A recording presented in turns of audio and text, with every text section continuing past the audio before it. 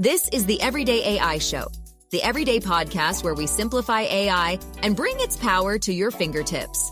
Listen daily for practical advice to boost your career, business, and everyday life. One thing we haven't talked a whole lot on the Everyday AI Show is how AI is already impacting the beauty industry. And not just how it's already impacting, but how it may impact it in the future, because there's a lot, I think, of conversation to be had around artificial intelligence and beauty. So that is today's conversation, and I'm extremely excited for this and talk about how a beautiful AI and how AI can shake up the beauty industry. All right, so thank you for joining us. If you're new here, my name is Jordan Wilson, and this is Everyday AI. We're a daily live stream podcast and free daily newsletter helping everyday people learn and leverage generative AI to grow their company and to grow their careers. So if you're joining us on the podcast, thank you. As always, check out your show notes in the episode description for more information and to subscribe to our daily newsletter. And I like to tell people, if you haven't gone to youreverydayai.com yet and subscribe to our free daily newsletter, you are definitely missing out. It is one of the largest and best collections of generative AI education, interviews that there is, period. All right, so I'm excited for today's conversation. And hey, we're technically debuting this live, but sometimes people can't make our 7:30 a.m. Central Standard, and that's okay. So this is technically a pre-recorded version, but we're bringing it to you live. I'll still be in the comments answering questions, so still get them in if you have them. But with that, I'm very excited to have our guest for today. There we go. So please help me welcome to the show Wayne Liu, the President and Chief Growth Officer of Perfect Corp. Wayne, thank you so much for joining Everyday AI. You're welcome. Thank you for having me. Oh, absolutely. This is going to be a fun conversation. But, Wayne, before we get started, I would love to hear a little bit more about you, your background, and, kind of what you do at Perfect Corp. Yeah, so again, thank you. Really great to have this opportunity to talk about AI, especially in the beauty industry. So my name is Wayne Liu. I'm the President and Chief Growth Officer of Perfect Corp. I'm also one of the co-founders. So Perfect Corp has been in the business for about 8.5 years. We start from a startup company, and then in 2022 we went public, listed in the New York Stock Exchange. So basically, we are a technology company. However, our technology serves the very interesting industry, which is the beauty. Okay, so majority of product is being used by the beauty company, for example, Estee Lauder, like LVMH of the world, and also some of the retailer like Walmart. So they use our technology in a different aspect. So majority are using in the virtual try-on. So you can, of course, try many different the color, the eye color and the lipstick, and also. That's something we get into just recently is doing the skin analysis. We're using AI, of course, like a deep learning and all kind of thing to create a full, like a simple skin analysis. In not only in the beauty world, but also getting to the medical field. Yeah. So. Yeah, and I definitely want to go down those roads, Wayne. But first, I have a question. So, Perfect Corp, you said, has been around for 8 years, a publicly traded company. How has just AI, even just for you all internally, what you do in your day-to-day, obviously artificial intelligence is not new. It's been around in industries for many decades. But I'm even curious from when you all first started 8 years ago to today, how has your implementation of, whether it's traditional, AI and deep learning and machine learning to generative AI, how has your AI implementation internally changed throughout the years? That's a great question. I have to say, because people thought like AI equal to ChatGPT, right? So it's just, but actually AI has a long history, as you say. From day one, we are using AI, especially because we are dealing with makeup, to search.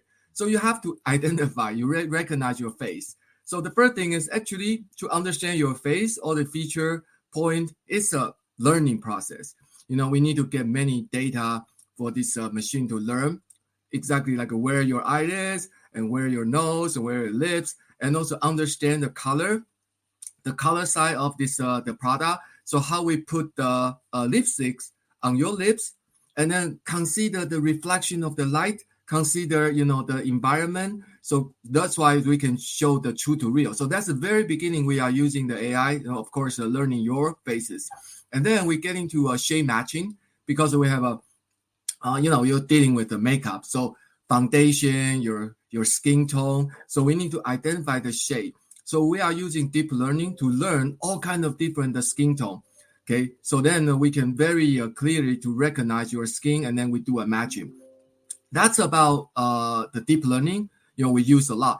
Then of course the skin. We have about like a 70,000 data point to begin with to build our very robust and solid skin analysis engine. Okay, in order to make a AI, I won't say no, like 100% no bias. They say almost impossible. Less bias. We need to collect lots of data, okay, across different aesthetic group and the skin condition. So, and then we are doing simulation, okay. So because what if, okay, so your skin look like this, and then what if after treatment, what your skin will look like? We do some simulation, but simulation part actually is the generative AI. So we start with GAN, generative adversary network, but then right now we migrated to more like on the stable fusion side because that's I would say it's more efficient.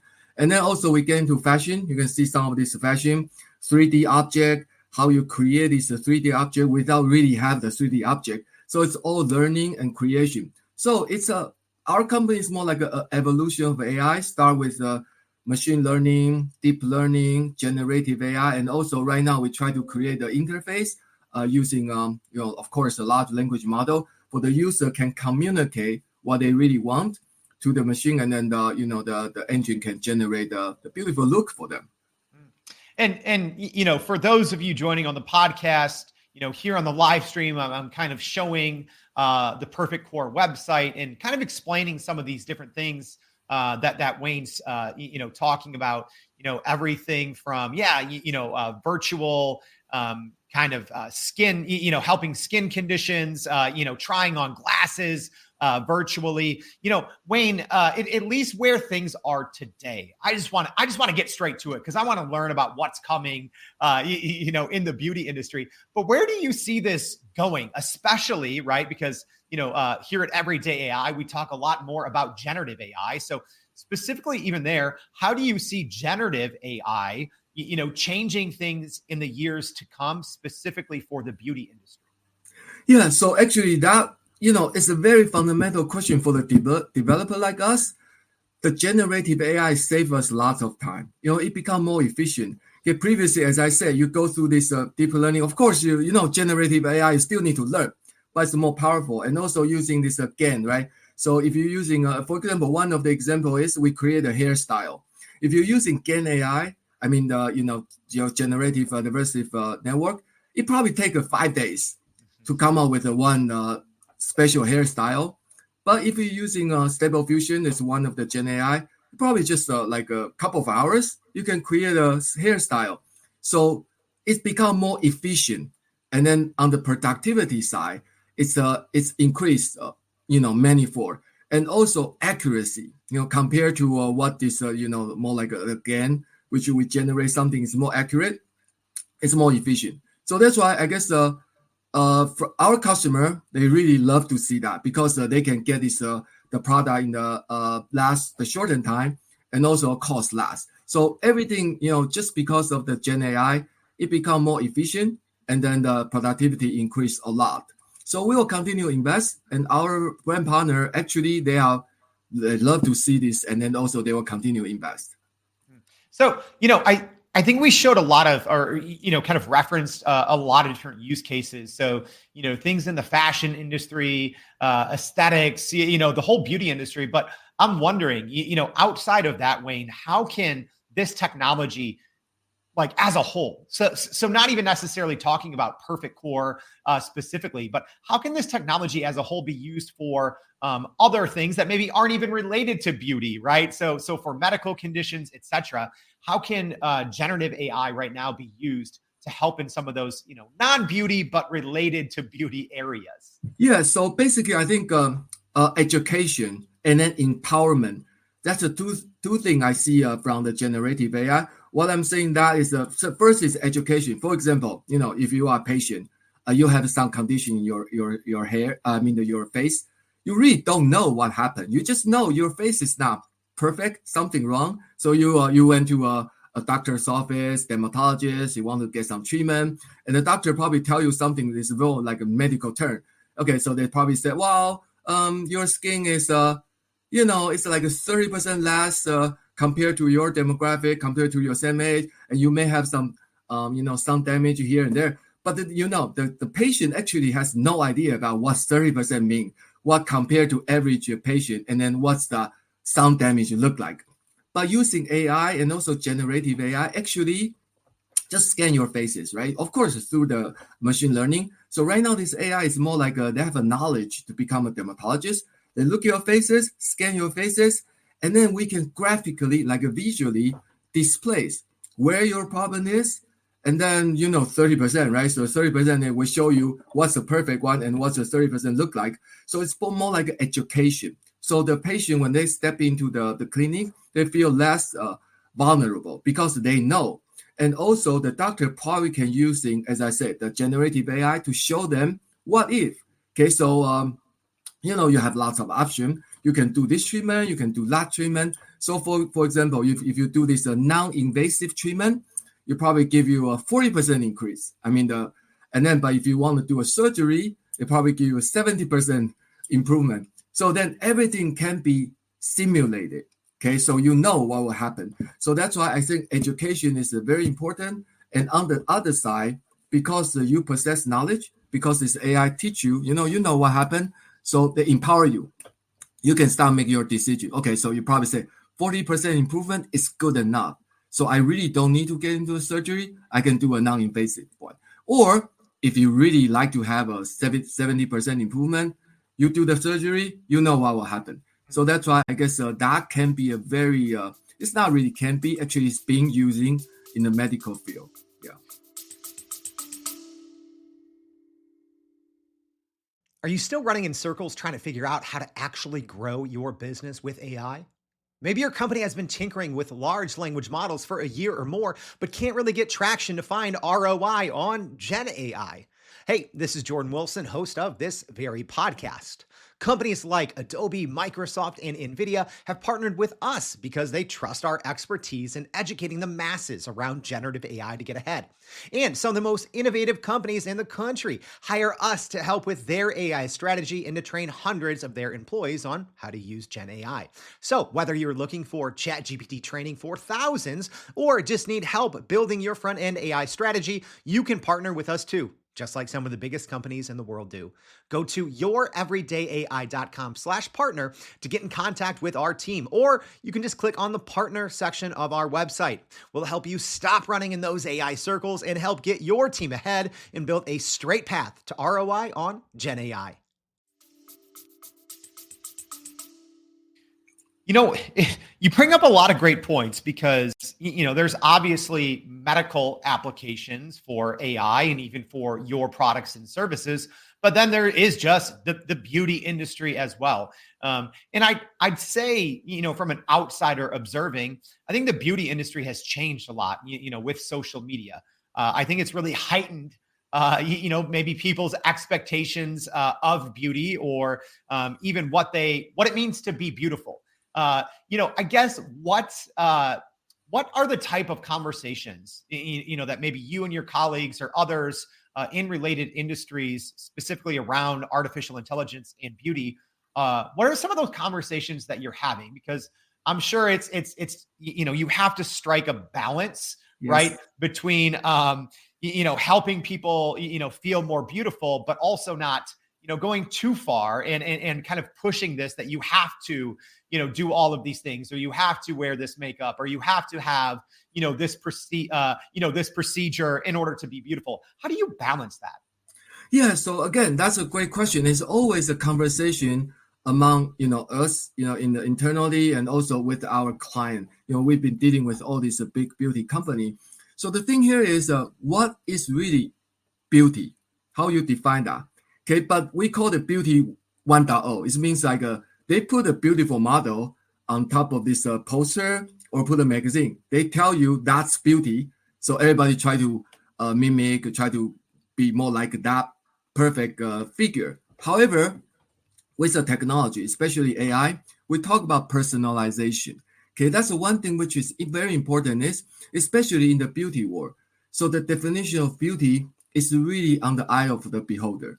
So you start to define your own beauty, especially for this younger generation like a Gen Z and even this Gen Alpha. They have their own idea about what the beauty look like, and AI can really help them. For example, first is AI can be more like a consultation. Again, look at your faces and look at what your preference. They may come up with some recommendation, which just for you. I always like to say AI can make a demographic of one. Okay, because you are not compared to other people, you are just by yourself because you are unique. So that's why we do this in the beauty industry, and then we provide the tool, we provide the information. At the end of the day, you define your own beauty. Okay, you can use all this digital tool using the information we provide. Again, empowerment, education, and you start to show yourself, and then you put yourself in front of the say like the social media, and then you use the digital tool to help you to create your own beauty. So that's why sometimes it's the opposite when people say, people think about AI, you try to perfect everything, it becomes fake. So that's probably is one thinking, but actually what happened in the beauty industry is empower people, personalization, and AI, especially Gen AI, can really help you to do that.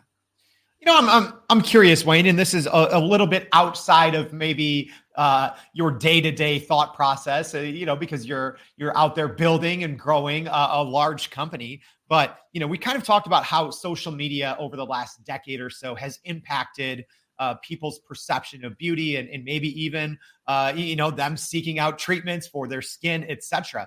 How do you think AI images, right? Like I think over the last year, that's really changed. I think, what people's perception of beauty maybe is. There's been a lot of studies that, whatever you put in an AI image generator, whether you're using, Dolly from OpenAI or Midjourney or Stable Diffusion, it's hard to make average looking people, right? Like everything that you put in there, on the other end, it just seems to make the person look a little better or more aesthetically pleasing, like no matter what you ask for. I guess what's your take on that, and how it's societal impacts of just generative AI like that, constantly putting out content where people just look a little too perfect. Yeah, so actually, I have to admit that can be a problem, right? So of course, we try to push this personalization and then try to give you confidence. But in the other way, you're using this generative AI will create lots of image which is not real, right? So but you look perfect. So it's the same thing like you're using ChatGPT. You ask them to write in the article for you, but actually it's not what you are writing. So you are hiding behind that. So I will say that one is something we cannot avoid. Okay, so it also depends on how you're going to use the AI. Also, AI is a tool. So ideally, AI can be the assistant we call the augmented intelligence. They can make you better, but you still don't want to lose yourself. So that's why I guess the education and then some of this thought leader, you really need to get people to understand AI is something we can help you, but it cannot replace you because the human factor is still very important, right? So that's some negative side you cannot avoid. That just happened. But on the positive side, that's why education and thought leadership and probably the program like yours can really get into like the right recognition how we gonna use the AI in the right way. So that's my take on that. Yeah. I'm curious. Maybe we should have started here, but like everything that you're talking about that you're doing at Perfect Corp, it's very interesting. But even with your background, right, like working at NVIDIA, like how did you stumble upon, or maybe it wasn't stumbling upon, but how did kind of your own foray into Perfect Corp and beauty? How did this even happen? Yeah, so actually, I said my journey is an interesting one. So it's I was an engineer. I get a degree, it's engineer degree, and then my first job is with the Intel, and my last engineering job is with NVIDIA. Okay, then I think that engineering side is interesting, but I decide to seeking something more broader, okay, because I design things, right? So I design GPU. However, how this GPU being used in the real world is something I'm very curious about. So then I get into a company, which actually it was a Perfect Corp's parent company called Cyberlink. So their company, software company, they are using all this hardware. Then I have a better idea, understand how people using this semiconductor, equipment and how they use it in the real world. So, and then I get interested, and then, our, which is my boss, and then also my longtime friend and mentor, Alice Chen, who is our CEO. She was the CEO founder of Cyberlink, and then she want to found another company. Interesting is she want technology to serve more women, okay, because herself is a female. So they say, why don't we get something fun and for women? And then immediately think about makeup. And then she says, well, actually, let's try something like this. Okay, using technology and the makeup to serve the women, female community. And then I just get assignment. So our CEO said, go ahead and let's do this venture. Let's start this company. That's how I get into it. So personally, I have no idea about makeup. I'm not wearing makeup. I have no idea. But we just interestingly, we get into this journey. Also, it's a magic journey. So we are getting into beauty, and right now establish ourselves as the leader in the beauty technology. Oh, it's such a good story, right? Like, you probably never would have guessed 10 years ago that you would be in the position that you're in now. My father wanted me to be more like a NASA scientist. So, oops. Oh, well, okay. So let's just even go there, as we kind of wrap this conversation. So, 10 years ago, maybe you didn't think that you would be here, helping to drive really the beauty industry forward when it comes to technology and AI. So even maybe as you look at the next couple of years or the next 5 or 10 years, I know it's hard, right? But where do you see specifically with AI, specifically with generative AI, where do you see the beauty industry going? Yeah, so I will say that AI, it's not like it's just like it will stay. It's not like a one shot and I'll say something like a metaverse, right? Because when we see metaverse, it's really the application is a little bit shaky, but AI is really solid because I feel a couple of things. First is it really increased the productivity. As I mentioned, we are our engineering using AI to help them to design. And then, so that's why I guess increased productivity is really one thing, not only in the beauty industry, but also in general. And especially in the beauty, because we create all this tool, which you help as a work with the human side by side. That's why I'm always augmented intelligence. So they really helps the beauty industry be more efficient. In the meantime, increase the productivity.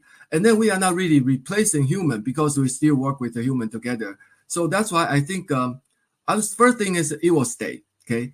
And then the second thing is how this beauty industry using AI. At the end of the day, they want to see return, okay? It doesn't matter how fun it is. You can create some fun stuff. But for the business perspective, they want to see this tool be useful. They generate a couple of return on the business measure. First is a return of investment, conversion rate, okay? So if AI can help to convert, of course, they will be good. And if AI can help to improve the user experience, get users stay, and then get probably using generative AI to educate the customer. So definitely that's the one thing the business is looking at. And then also the third thing is how to using AI to help their product or their industry become more sustainable. Okay, what I'm saying that is for choosing the ingredient. Okay, because if you get some allergy or something with some kind of ingredient, potentially AI can tell you, okay, for the product you are trying to choose, you're using, would they have anything not necessarily harmful, but not suitable for your skin? So they will give you this for the recommendation. You can use a better cleaning, more like a clear resource. I mean the ingredient, and also by using AI plus AR, of course. You try something virtually because you don't really need to get into the tester. You can try virtually as many as you like. You can create, and then reduce the waste. Because if you get something which is really you don't like, you return it. And then in the beauty industry, if you return something, they store it away. It's no way to recycle things, so they just throw it away. So that's why by sheer amount of the saving the tester with the AI and AR, we have actually a research. It probably saved roughly 1.2 million kilograms of carbon dioxide. And then one of our partner, Kao is a Japanese company. They're using artificial intelligence and AR to help a customer to try the hair color. Instead of give the sample, they saved 57 tons of plastic.